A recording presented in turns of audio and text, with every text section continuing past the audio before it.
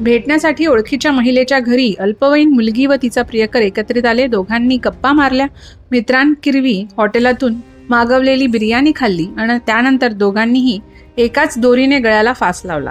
यात प्रियकराचा जागीच मृत्यू झाला तर प्रियसी थोडक्यात बचावली. ही खळबळजनक घटना शहरातील बिर्डी परिसरात 16 मे रोजी सायंकाळी 5:30 वाजता घडली. या घटनेमागील कारण अस्पष्ट आहे. राहुल गजानन सावसागडे वय 20 असे मयतेचे नाव आहे.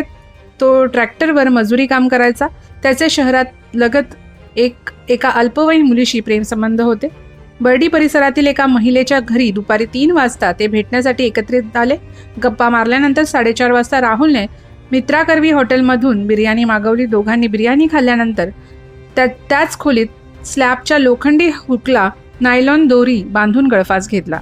यात राहुल सावसागडे याचा मृत्यू झाला तर प्रियसी बचावली. दरम्यान तिला तातडीने ब्रह्मपूर येथे हलवण्यात आले असून सध्या उपचार सुरू आहेत. राहुलचा मृतदेह उत्तरीय तपासणीसाठी उपजिल्हा रुग्णालयात पाठवण्यात आला आहे. आकस्मिक मृत्यूची नोंद असून या घटनेमागील कारण शोधण्यात पोलिसांना अद्याप यश आलेले नाही.